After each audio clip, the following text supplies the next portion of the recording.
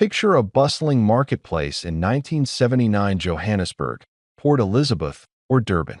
A shopper picks up a small item, perhaps a loaf of bread or a handful of seeds, and exchanges a handful of coins. Among them might slip this quiet bronze 2-cent piece. Unassuming, but real. The coin bears witness to daily life, to commerce and barter, to change handed over by housewives, merchants, street vendors. It circulated where voices and lives converged. Examine closely, and you see the obverse. Two Cape sparrows perched in calm symmetry. That image might seem simple, but it is laden with meaning. The sparrow is a ground-dwelling bird, common and unassuming, yet it thrives. It is a symbol of everyday resilience, of lives lived in streets and fields. The design draws you in.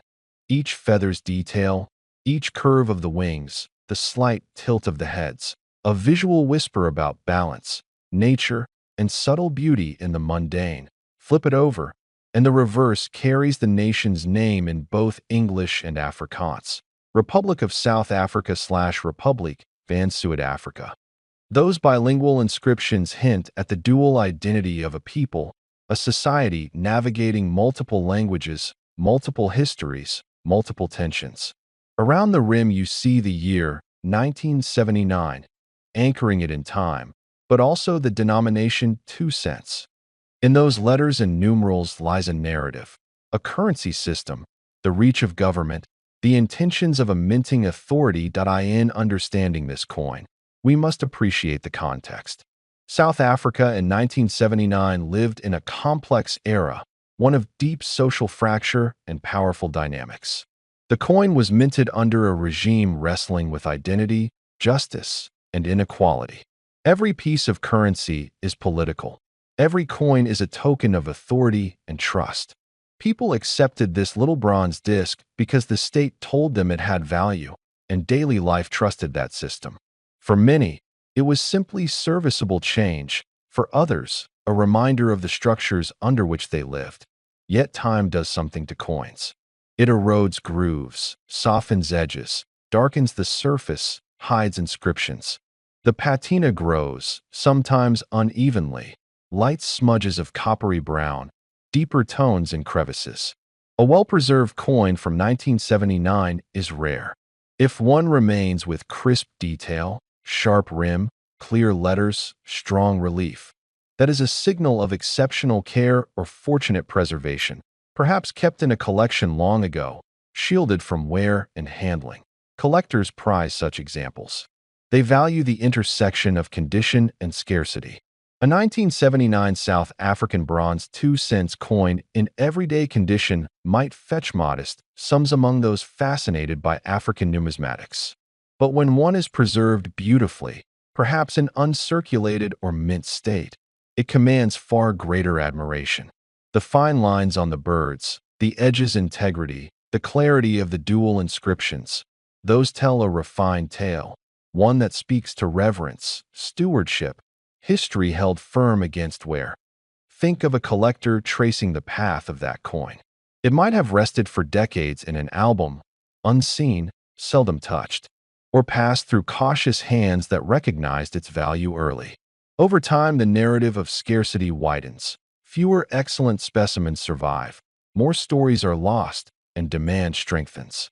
The coin becomes a bridge between eras, from a time when 2 cents could buy a small token to now, when that same object carries meaning far beyond literal monetary value. The coin invites you to reflect on scales of worth. In 1979, 2 cents meant something. It fit into a system of values where change mattered.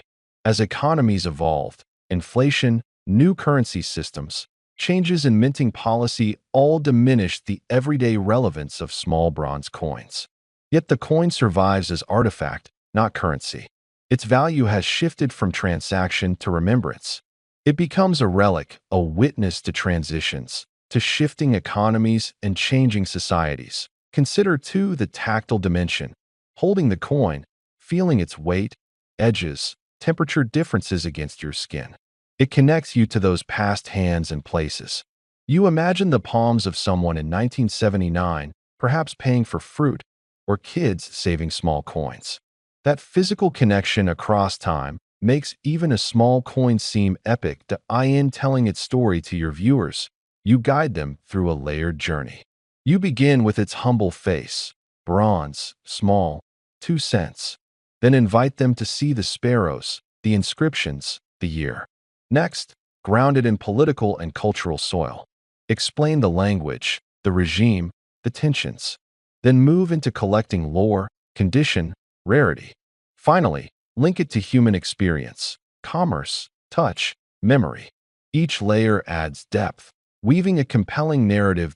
As you narrate, you can pause on details, describe a glint of light off the coin's surface, the way the raised letters catch shadows, the fine rings on the bird's wings.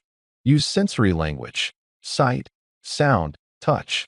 Encourage viewers to imagine the coin in their hand. Invite them to reflect on how objects survive time. You can contrast the thousands of common coins that faded, were spent, melted down, lost, versus this rare gem that endured. You might introduce moments of tension. How many specimens remain? How many were lost to circulation, erosion, corporate meltdowns in the mint environment? What is known to exist today in museums or private collections? You could evoke the thrill of discovery when a collector or numismatist stumbles upon a pristine specimen in a stack of old coins. That moment of realization, of rarity revealed, is a human thrill. Your viewers will sense that this coin is more than metal. It is a lens into an era, into design, policy, trade, identity, memory. It lets them hold a fragment of 1979, a relic that traveled through decades of change.